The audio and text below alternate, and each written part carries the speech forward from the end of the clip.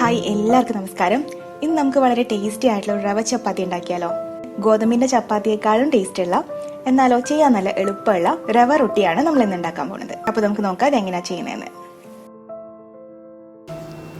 അപ്പോൾ ആദ്യം തന്നെ നമുക്ക് ഇതിന് വേണ്ടിയിട്ടുള്ള റവ ഒന്ന് കുക്ക് ചെയ്തെടുക്കണം. ഞാനിവിടെ 1 കപ്പ് റവയാണ് കേട്ടോ എടുത്തിരിക്കുന്നത്. ഇത് വറുത്ത റവയാണേ.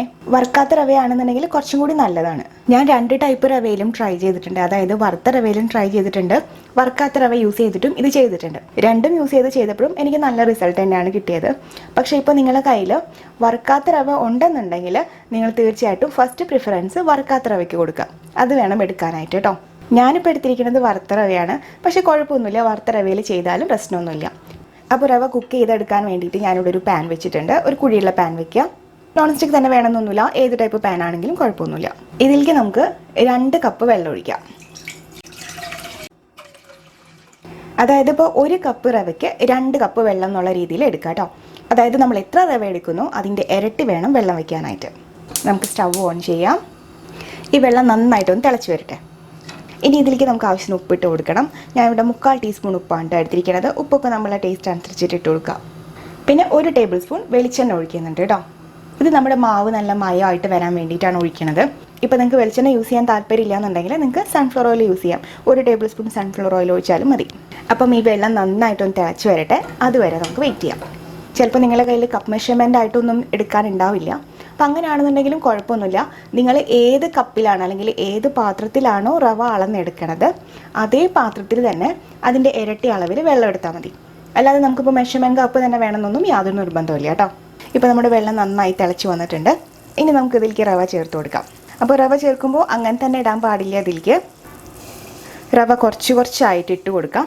അതിൻ്റെ ഒപ്പം തന്നെ മിക്സ് ചെയ്ത് കൊടുക്കാം. ഇപ്പോൾ റവ ഫുള്ളായിട്ട് നമ്മൾ ചേർത്തിട്ടുണ്ട്. ഇനി ഇത് നല്ലപോലെ മിക്സ് ചെയ്യാം.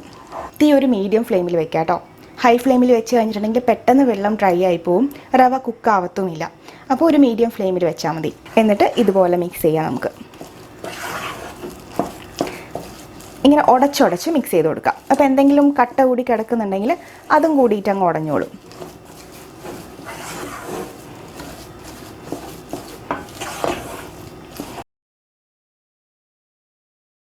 നമ്മളിങ്ങനെ കുറച്ച് നേരം മിക്സ് ചെയ്ത് കഴിയുമ്പോൾ ഈ മാവ് നല്ല സോഫ്റ്റ് ആയിട്ട് വരും. ഇതിനകത്തുള്ള വെള്ളമൊക്കെ നന്നായിട്ട് വറ്റി നല്ല സോഫ്റ്റ് ഡോ ആയിട്ട് വരും. അതോടൊപ്പം തന്നെ ഈ റവ നന്നായിട്ട് കുക്കാവുകയും ചെയ്യും. പിന്നെ ഇതിനായിട്ട് നമുക്ക് കുറച്ച് കട്ടിയുള്ള തവി യൂസ് ചെയ്യുന്നത് നന്നായിരിക്കും. ഇതുപോലത്തെ തടി തവിയോ അല്ലെങ്കിൽ കുറച്ച് കട്ടിയുള്ള വേറെ ഏതെങ്കിലും ടൈപ്പ് തവിയോ യൂസ് ചെയ്യുവാണെങ്കിൽ അപ്പോൾ മിക്സ് ചെയ്യാനും നമുക്ക് എളുപ്പമായിരിക്കും. കണ്ടോ, കുറേ നേരം മിക്സ് ചെയ്ത് കഴിയുമ്പോൾ ഇതുപോലെ നല്ല സോഫ്റ്റ് ആയിട്ട് വരും. നമ്മളിങ്ങനെ പ്രസ് ചെയ്യുമ്പോൾ ഒട്ടിപ്പിടിക്കാൻ പാടില്ല. കണ്ടോ, ചൂടുണ്ട് എന്നാലും കുഴപ്പമില്ല. അപ്പോൾ നമ്മൾ മിക്സിംഗ് ഒക്കെ കറക്റ്റ് ആയിട്ടുണ്ട്. നമുക്കിനി തീ ഓഫ് ചെയ്യാം. അപ്പോൾ ഇതിനകത്ത് തന്നെ ഇരുന്ന് കഴിഞ്ഞിട്ടുണ്ടെങ്കിൽ കുറച്ചും കൂടി ഇത് ഡ്രൈ ആയി പോവും. അപ്പോൾ അതുകൊണ്ട് ഇത് വേറൊരു പാത്രത്തിലേക്ക് മാറ്റാം. അപ്പോൾ ഈ ചൂടൊന്ന് മാറണ വരെ നമുക്ക് കുറച്ച് നേരം വെയിറ്റ് ചെയ്യാം. അതിനുശേഷം നമുക്ക് കുഴച്ചെടുക്കാം കേട്ടോ. ഇപ്പോൾ ഒരു 10 മിനിറ്റ് കഴിഞ്ഞിട്ടുണ്ട്. നമ്മുടെ മാവ് നല്ലോണം ചൂടാറി വന്നിട്ടുണ്ട്. ചെറിയൊരു ചൂടുണ്ട്, അത് കുഴപ്പമില്ല. നമുക്ക് മാനേജ് ചെയ്യാൻ പറ്റുന്ന, നമ്മളെ കൈക്ക് പൊള്ളാത്ത, അതായത് ഹാൻഡിൽ ചെയ്യാൻ പറ്റുന്ന ഒരു ചൂട് മാത്രമേ ഉള്ളൂ ഇതിന്. അപ്പോൾ ഈ ഒരു ചൂട് ഈ ഒരു പരുവത്തിൽ വരുമ്പോൾ നമുക്ക് ബാക്കി കാര്യങ്ങളൊക്കെ ചെയ്യാം. ഞാനിതിലേക്ക് ഒരു 2 ടേബിൾ സ്പൂൺ മൈദ ചേർക്കുന്നുണ്ട്. മൈദയ്ക്ക് പകരം നിങ്ങൾക്ക് വേണമെങ്കിൽ ഗോതമ്പ് പൊടിയും ചേർക്കാം. നമ്മളിത് പരത്തിയെടുക്കുന്ന സമയത്ത് പൊട്ടിപ്പോകാൻ പാടില്ലല്ലോ. അപ്പോൾ അതിന് വേണ്ടി, ആ ഒരു ഉറപ്പിന് വേണ്ടി മാത്രമാണ് നമ്മൾ മൈദ അല്ലെങ്കിൽ ഈ ഒരു ഗോതമ്പ് പൊടി ചേർക്കുന്നത്.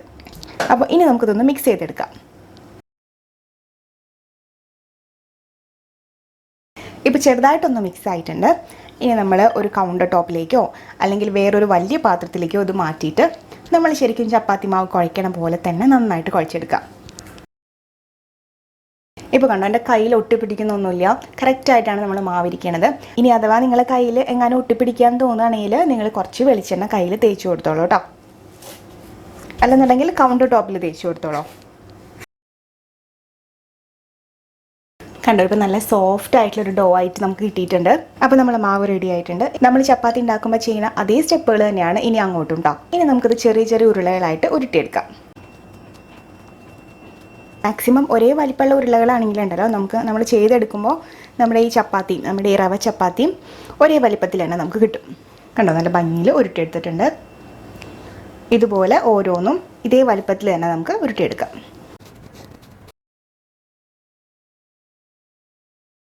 അപ്പോൾ നമുക്ക് 1 കപ്പ് റവ എടുത്തു കഴിഞ്ഞിട്ടുണ്ടെങ്കിൽ നമുക്ക് 12 റവ ചപ്പാത്തി ഉണ്ടാക്കാൻ പറ്റും. അപ്പോൾ ഇനി ഇത് നമുക്ക് പരത്തിയെടുക്കാം. ഒന്നുകിൽ നിങ്ങൾക്ക് കൗണ്ടർ ടോപ്പിലിട്ട് പരത്താം, അല്ലെന്നുണ്ടെങ്കിൽ ഇതുപോലെ ഒരു ചപ്പാത്തി പലക എടുത്തിട്ട് അതിനകത്ത് ചെയ്യാം.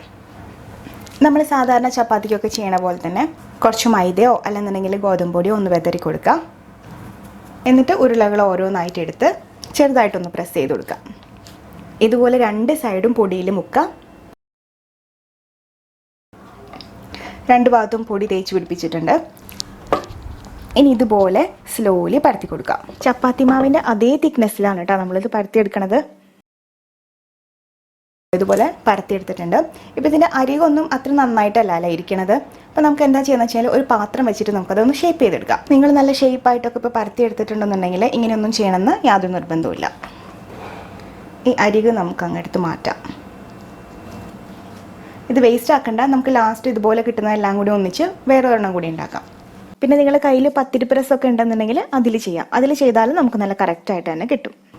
അപ്പോൾ ഇതുപോലെ തന്നെ നമുക്ക് എല്ലാം പരത്തിയെടുക്കാം. കണ്ടോ, എല്ലാം നല്ലപോലെ പരത്തിയെടുത്തിട്ടുണ്ട്. അപ്പോൾ ഇതിനി നമുക്ക് ചുട്ടെടുക്കാം. തവ നന്നായിട്ട് ചൂടായിട്ട് വരട്ടെ. തവ നന്നായി ചൂടായിട്ടുണ്ട്. ഇനി ഒരു മീഡിയം തീയിൽ വയ്ക്കാം. എന്നിട്ട് ഓരോന്നായിട്ട് നമുക്ക് ഇതിലേക്ക് ഇടാം. ചപ്പാത്തി പോലെ തന്നെയാണ് കേട്ടോ ഇതും. നമുക്ക് ഒരു സൈഡ് വെന്ത് കഴിഞ്ഞിട്ടുണ്ടെങ്കിൽ അല്ലെങ്കിൽ ഒരു സൈഡ് ഒന്ന് മുരിഞ്ഞ് കഴിഞ്ഞിട്ടുണ്ടെങ്കിൽ നമുക്ക് അടുത്ത സൈഡിലേക്ക് മറിച്ചിട്ട് കൊടുക്കാം. നിങ്ങൾക്ക് ഇഷ്ടമാണെന്നുണ്ടെങ്കിൽ ബട്ടർ, ഓയിൽ അല്ലെന്നുണ്ടെങ്കിൽ നെയ്യ് ഇതിലേതെങ്കിലും ഒന്ന് തേച്ച് കൊടുക്കാം. അപ്പോൾ കുറച്ചും കൂടി ടേസ്റ്റ് ആയിരിക്കും. ഒരു സൈഡൊന്ന് മുരിഞ്ഞ് വന്നിട്ടുണ്ട്. അപ്പോൾ ഞാൻ അടുത്ത സൈഡിലേക്ക് തിരിച്ചിട്ട് കൊടുക്കുന്നുണ്ട്. ഞാനൊരു അല്പം വെളിച്ചെണ്ണ തടവി കൊടുക്കുന്നുണ്ട് കേട്ടോ. നിർബന്ധമൊന്നുമില്ല ഇങ്ങനെ ചെയ്യണമെന്ന്. ഞാൻ ഒരു സൈഡ് മാത്രമേ എണ്ണ പുരട്ടിയിട്ടുള്ളൂ കേട്ടോ. കണ്ടോ, എണ്ണ പുരട്ടിയ സൈഡ് ഇതാണ്, അടുത്ത സൈഡ് ഇങ്ങനെയാണ് ഇരിക്കുന്നത്. ഇപ്പോൾ 2 സൈഡും മുരിഞ്ഞിട്ടുണ്ട്. അപ്പോൾ നമുക്കിത് എടുത്ത് മാറ്റാം. ഇതേപോലെ തന്നെ നമുക്ക് എല്ലാം ചുട്ടെടുക്കാം. അപ്പോൾ നമ്മുടെ റവ ചപ്പാത്തി റെഡി ആയിട്ടുണ്ട്. കറക്റ്റ് വൈറ്റ് അല്ല ഇതിൻ്റെ ഒരു കളറ്. ഞാൻ വെളിച്ചെണ്ണ തേച്ചതുകൊണ്ടേ കുറച്ച് കഴിഞ്ഞപ്പോൾ ഇത് ഇരുന്ന് അതിനൊരു ചെറുതായിട്ടൊരു യെല്ലോ ഷെയ്ഡായിട്ടുണ്ട്. അപ്പോൾ ഇങ്ങനെയാണ് ഇതിപ്പോൾ ശരിക്കും ഇരിക്കണം കേട്ടോ. വളരെ ടേസ്റ്റി ആയിട്ടുള്ള റോട്ടിയാണ്.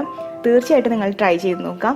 ചപ്പാത്തിനേക്കാളും ടേസ്റ്റാണെന്ന് പറഞ്ഞാലും തള്ളലാവില്ല. കാരണം വെച്ച് കഴിഞ്ഞാൽ നമ്മളത് കഴിക്കുന്ന സമയത്ത് റവ കൊണ്ട് ഉണ്ടാക്കിയ ഒരു സാധനം നമുക്ക് തോന്നില്ല. ഒരു പ്രത്യേക ടേസ്റ്റാണ് ഇതിന്.